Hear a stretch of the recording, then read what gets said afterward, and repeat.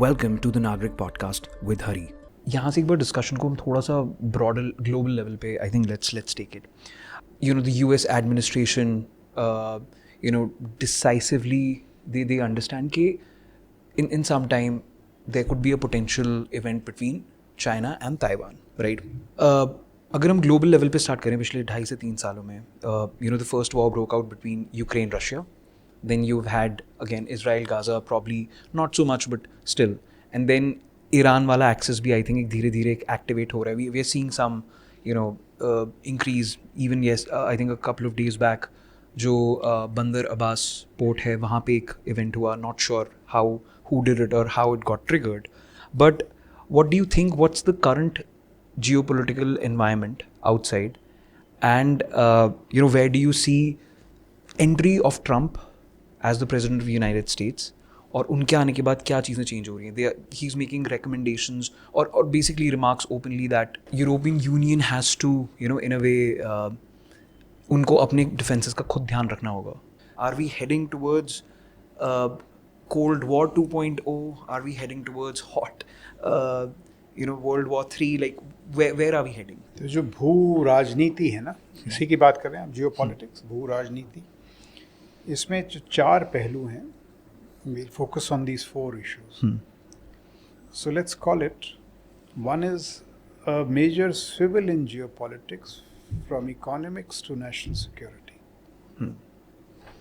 Bill Clinton in the 1990s said it's the economy, stupid. मतलब सब कुछ और, everything else is there. I have a $900 billion military, 11 aircraft carriers, 800 bases, वो सब कुछ है, but it's the economy, stupid. Ultimately, I am saying today it is national security, stupid. That is one major swivel, and उस पे बात कर सकते हैं. From economics to national security. दूसरा is what I call this technological tsunami, तकनीकी tsunami, on AI and the emerging storm of technologies. It's not we are a unique moment in our history. लोग कहते हैं ना, कितनी technologies I. This is unique, right? Technological tsunami. It is impacting geopolitics. Right. और दूसरा, the other tsunami is Trump, because he's rewriting the world order. Right. So that is another aspect we can discuss. And ultimately, Cold War की बात करेंगे 2.0. By me, you ask Henry Kissinger. Neil Ferguson says, some years back when he asked Henry Kissinger, are we in Cold War 2.0? He said foothills. Okay. Just a little later, he said कि we may be on the mid slopes. जो पहाड़ी है उसकी, जो बीच की चढ़ाई है उस पे. And 1 month before he passed away, he said we are in the mountain passes. Right. A man who saw Cold War, who was the principal stakeholder in Cold War, he's telling you this. Right. Is Ukraine the first hot war of Cold War 2.0? Could Taiwan be Cuban Missile Crisis in reverse? Cuban Missile Crisis में Cuba was close to the United States, but Soviet Union को Soviet Union influence. इस बार Taiwan जो है वो चीन के निकट है, और America project military power 1000 kilometres. So बिल्कुल कोल्ड वॉर 2.0 मेरे को तो नज़र आता है. बट आखिरी चीज़ जो है, इन सब के जो इन्फ्लुएंसेस हैं वो किस संदर्भ में देखे जाने चाहिए. I look at it at a world, अगले 2 दशक में a declining hegemon, USA, challenged hegemon. See, USA is remarkable. 150 साल तक its share of the global GDP has been 25%. उसमें कोई फर्क नहीं पड़ा है. So it's not ये नहीं कि खत्म हो गया है. Challenged. आप करके देखें, इतना maintained for so long, not easy. True. But it is challenged by a rising challenger. चीन जो है is not Soviet Union. Soviet Union at no point its economy exceeded 40% of the American economy. China's economy in PPP terms is larger. In nominal terms is about 70%. Right. तकनीकीकरण में तो वो बहुत आगे है. So it is a very grave challenger. Who knows it? Trump. Therefore this disorder. आप Trump को एक सरफिरान मत समझें. He's not a maverick. He's got great intellectual power house behind him, Steve Bannon वगैरह, they are trying this whole game. Why are they taking such risks? वो जानते हैं कि अगर ये नहीं किया चीन आगे निकल जाएगा. ये सारी कहानी चीन की है. They know it. So this disorder by Trump is because of China. But हमारे लिए जो मैं कह रहा था, declines, challenged hegemon, rising challenger, और ये aspiring विश्व बंधु. We have to find our way. How can we complicate China's rise? Right. How can we grow our power without falling in either camp? Right. By not falling in either camp, do we fall between two stools? तो आप देखिए इसमें कितनी, this is agility, fleet-footedness in democracy, in diplomacy, or military prowess, technology, everything has to come together. There are so many powers in the past who were on the verge of becoming great and they didn't. Japan, Germany, they got it wrong. So for India, it is a great opportunity, but you have to get everything right. Right. So It's not guaranteed no, that we. कोई guarantee नहीं. That's why it's so interesting. अब let's get to them one by one. Why do I say that national security वाली बात मैंने कही, geopolitics swivel. Look at Europe. Europe जो था शान कर मारता था कि देखो हम तो यार तरक्की कर रहे हैं, ये आप बेवकूफ़ हैं जो लड़ते रहते हैं अफ्रीका एशिया में. तो हमारी जो इकोनॉमी है ये रूस की $2 ट्रिलियन है, हमारी यूएसए के साथ मिला के $41 ट्रिलियन. हमको रक्षा खर्च की ज़रूरत ही नहीं है, हम तो लड़ते ही नहीं हैं, आप बेवकूफ़ लड़ते हैं. क्या हो रहा है वहाँ पे? Because they neglected national security. याद करना इस चीज़ को. Ukraine 1993, it had a choice to get independent from the Soviet Union. Right. Soviet Union से आज़ादी. डील क्या होती है? Nuclear. 1800 warheads, nuclear. So Ukraine was essentially 93 denuclearized. It had 1800 warheads, 480 strategic bombers, and other stuff which they gave to the Soviet Union. Right. And got independence. So भाई साहब बड़े दानिशमंदी थी उस टाइम. अब देखो जब ज़ेलेंस्की को वो कहता है कि the good news is that yesterday they met in Rome at the Pope's funeral. They have met again. Zelensky is back in business. And now Trump is realizing that Putin perhaps is worse than Zelensky. But उन दिन क्या लताड़ लगाई थी Zelensky साहब को. Humiliating. Right. America को देख लो. America cold war 1 खत्म हुई. In World War II, they spent 50% of their GDP on defense. Cold war में they spent about 6%, 5 to 6%. Reagan के ज़माने में 9% ले गए. उसके बाद लोगों ने कहा साहब ज़रूरत ही नहीं है. They had 50 top class defence primes. एक लास्ट सपर हुआ जिसमें डिफेंस सेक्रेटरी ने बोला कोई ज़रूरत नहीं है. Today they have 5. They neglected their military industrial complex. तो मैं ये कहता हूँ कि जो भी राष्ट्र इज़ आइदर इनोसेंट और disrespectful of national security, Right. जो राष्ट्रीय सुरक्षा का निरादर करते हैं उनका बुरा हाल होता है. क्या देखिए आप, it spares nobody, not even the mighty United States of America. तो यूक्रेन का तो क्या हाल मैंने बता दिया. यहाँ $41 ट्रिलियन वेस्ट की इकोनॉमी, $2 ट्रिलियन रशिया की. जीत कौन रहा है ग्राउंड पे? रशिया. बिकॉज आपने निरादर किया राष्ट्रीय सुरक्षा का. यूएसए, ताइवान में आज उनके पास 7 दिन के मिसाइल्स म्यूनिशंस नहीं है लड़ाई के लिए. Mighty USA. China is producing 10,000 cruise missiles a week. China की शिप बिल्डिंग कैपेसिटीज़, उनके जो 100x. China ship building corporation है, 2024 में they produced more tonnage in 1 year what the Americans have produced since World War 2. Can you imagine these figures? America की बात हो रही है. China shipbuilding capacities are 230 times that United States. कुछ दिनों में उनकी 400 शिप की नेवी होगी. USA will be 295. So somebody said, I think Stephen Kotkins, the world is an ocean and America has too few ships. Because they were neglectful of national security. उन्होंने राष्ट्रीय सुरक्षा को तवज्जो नहीं दी. पिछले साल फरवरी में यूक्रेन में एक टाउन गिरता है अद्विका. Okay. उसने सरेंडर नहीं किया.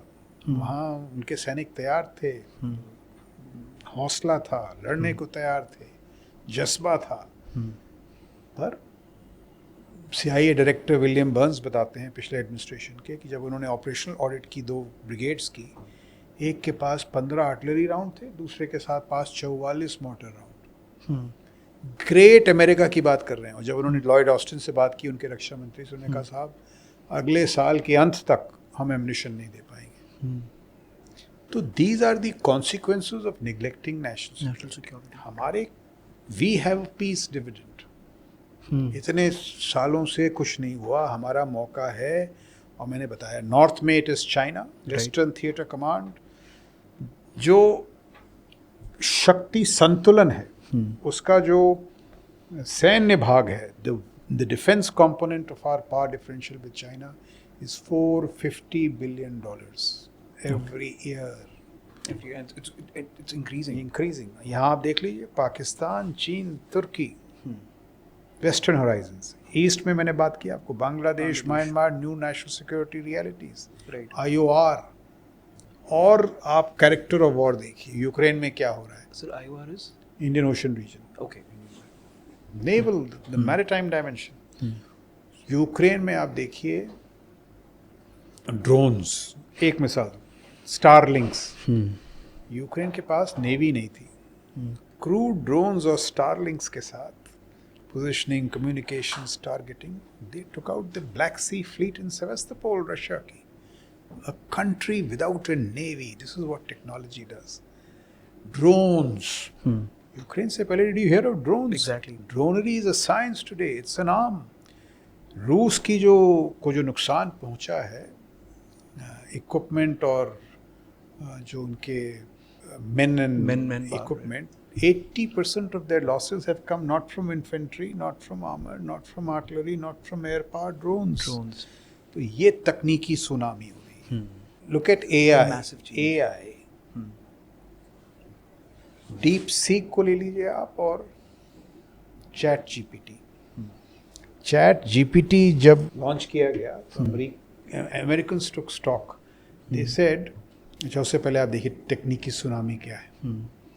अगर आप तकनीकीकरण में विश्वास रखेंगे, उस पर निवेश करेंगे, देखिए क्या होगा। 2003 to 2007 जो एमर्जिंग टेक्नोलॉजीज़ हैं, America leads in 60 out of 65, 65 में से 60 में सुपर पावर। फिर चीन ने किया 1000 टैलेंट्स प्लान, डायस्पोरा स्ट्रैटेजी। 2019 और 2023 के बीच China leads in 57 out of 65, 60, 65, 57, Like it's 65, exactly flipped. dramatic inversion in technology leadership. Bharat, the good news is in the same tracker it tells you कि हम जो हैं 10 टेक्नोलॉजी में नंबर 3 है, दूर, distant third but number 3। Can we not take these 10 technologies in the next 10 years and become number 1? This is competition. Deep seek को आप ले लो, तो ये अमेरिका ने कहा चल बाकी छोड़ दो, AI में हम इनसे 10 साल आगे हैं। वो तो कॉपी करते हैं, हम इनोवेट करते हैं। एक सज्जन लगे थे वो डीप सीक वाले, सिर्फ रिसर्च, ये मानना पड़ेगा। ही वॉज गिवन ऑफर्स कि जो आपकी AI की क्षमता है उसको बिजनेस में कन्वर्ट करो। उसने कहा नहीं, मैं R&D करूँगा, मैं रिसर्च करूँगा। और suddenly one fine day deep seek 1/20th of the cost, पुराने GPUs पे, उनके पास NVIDIA के वो GPUs भी नहीं थे। एल्गोरिथमिक इनोवेशन, टैलेंट, मैंने सुना उसके 2011 उससे जो इंजीनियर्स जुड़े हैं डीप सीक के साथ, 70% चीन के बाहर नहीं गए कभी। So the best and the brightest are, अब हर हफ्ते वो एक इनोवेट कर रहे हैं। और आप ये कमाल देख लो, Jack Ma, Alibaba is out of favour with Xi साहब उनसे नाराज हैं। To get back into his good books he invest in AI। Today QN is AI business and commerce. It is complementing R&D. Americans are shaken now. R&D आप हमारे उसमें देख लो, America spends $975 billion on research and science. $700 billion comes from the private sector. Right. China $575 billion. हम $40 billion से कम, private sector कितने डालता है? The question is not why you don't invest. Why don't you see value in R&D? It is so obvious. तो भाई सरकार को तो आप बोलिए, सरकार takes a lot of blame. Does our private sector have no vision? Where are our granddaddies of the private sector? अब देखिए राष्ट्र को महान बनने में ये सब चीज़ें करनी पड़ेंगी, technological tsunami, geopolitical swivel, Trump, you may say anything about Trump, उसकी जो मागा टीम है ना, don't go by his dramatic flourishes, Steve Bannon को सुनिए आप, उनका जो ब्रेन है, ये जो आप ही से ना Gaza I will cleanse it, इसके पहले गहरी सोच है हिस, उनके जो जमात हैं Kushner, Jared Kushner, Cairo university में 1.5 साल पहले उन्होंने एक डिटेल प्लान पेश किया. So there is great thought. What is the whole game? The whole game is भाई फिनिश दीज वॉर्स. यूक्रेन में मत उलझो तो Europe must take over. Right. वहाँ ईरान को ठीक कर दो, let Israel take over. We must go to the Indo Pacific जहाँ असली लड़ाई हो रही है. वहाँ उनके एक आईपेकॉम आप देखिए, look at how inversion geopolitics में कैसे हो रहा है. 1950 साल 1950 चेयरमैन माओ साहब is waiting to cross the Taiwan Strait. 100 मील की तो दूरी है. ताइवान आएगा और जो पीआरसी है ताइवान उसका हिस्सा बन जाएगा. USA sends its 7th fleet, Mao backs off. 1958 दोबारा कोशिश होती है, एक और प्रयत्न होता है. बट 1950 में ताइवान के पास उतना कोई स्ट्रेटेजिक लेवरेज कुछ भी नहीं था. Just had to go, you had to walk over. USA intervene, 7th fleet. 1958 में यूएसए थ्रेटन्स न्यूक्लियर वेपन्स. चीन फिर पीछे हो जाता है. 1995 फिर ताइवान क्राइसिस होती है. Bill Clinton sends 2 aircraft carriers. अब पीछे तो हो जाते हैं चीन, पर कहते हैं देखा बहुत हो गया. Now they create anti-access area denial, A2AD, rocket force, strategic support force, which is a separate service to drive AI through their systems. So you have sensors and shooters across 7 domains linked with AI in China. उनका जो J36 platform निकल रहा है 6th generation, it will be ahead of American next generation dominance aircraft. और उनका जो 6th generation aircraft will be led by a collaborative air system which is a swarm of million drones. देखिए आप कहाँ technology जा रही है. अब क्या हाल हो गया है, पपारो कहते हैं कि my aircraft carriers cannot enter the first island chain. पहले आप 7th फ्लीट भेज रहे थे because the Chinese have created A2AD missiles. और पपारो कहते हैं कि भाई the only thing I have to offer is hellscape autonomous systems. अब आप देखिए जो सैन्य शक्ति है कितना परिवर्तन हुआ है माओ के ज़माने से और आज तक. Look at the geopolitical consequences. Xi told Biden the year before last, listen, we are not the same Soviet Union. Right. Please retreat to your corner of the Pacific. ये छोड़ दो, नहीं तो मुश्किल होगी तुमको. Biden knows it in his heart of heart. What will it do to America's capacity to project power? Will it be the Suez moment for America? Suez moment was what happened to the UK. And if that is so, Japan और south Korea क्या सीख लेंगे कि ये Taiwan को तो बचा नहीं पाए, हमको क्या बचाएंगे. Right. What will it do? आप कह रहे थे ना क्रिक के बारे में. So China, Russia, Iran, North Korea are coming together in an alliance. Wang Yi says what treaty? We don't need treaties. We are so close with Russia, we don't need any treaty. रूस में चीन ने उनको chips दिए, CNC equipment दिया, जितना equipment which didn't cross the civil क्या कहते हैं उसको, ड्यूल टेक्नोलॉजी फ्रंटियर, सब कुछ दिया. ईरान ने 6000 ड्रोन्स दिए, नॉर्थ कोरिया ने एम्यूनिशन दिया, ट्रुप्स दिए. तो बिल्कुल सही है. तो ये है जियोपॉलिटिक्स किस तेज़ी से बदली हो रहा है इन टर्म्स ऑफ सिविल्स, तकनीकी सुनामी. ट्रम्प साहब का क्या वो है, टैरिफ्स का उनका, you may not agree with him but is got simple logic of tariff. Whether it's oversimplified I don't know. कि साहब in the long term tariffs will become a source of revenue. Income tax लगाएंगे नहीं हम. We will create this exclusive ecosystem US में. अगर आपने अपना सामान बेचना है टैरिफ्स दीजिए, नहीं तो इधर आ जाइए, कंपनीज लेके यहाँ आ जाइए. So revive jobs, rust belt, middle American manufacturing backed jobs. The Midwest. Theoretically it sounds very good, practically हो पाएगा या नहीं, but this is the challenge and he is prepared to go the long way. Except उन्होंने एक भूल कर दी कि भाई बाकी तो सब मान जाएंगे. चीन कह रहा है हम वो थोड़ी ना है, आप देख लो हम आपके साथ क्या करते हैं. लेकिन टेक्नोलॉजी में एक बड़ी अच्छी बात है. Jake Sullivan said small yard high fences. ये जो टेक्नोलॉजीज है ना, ये AI हम कुछ देशों में रखेंगे, हाई फेंस किसी और को ना मिले. And because of our primacy in these technologies we'll rule the world. DeepSeek के बाद चाइना बोलता है स्मॉल यार्ड बिग वर्ल्ड. हम यही टेक्नोलॉजी लेंगे, उसको इतनी चीप करेंगे और सबको बेचेंगे, इन्फ्लुएंस हमको आएगा.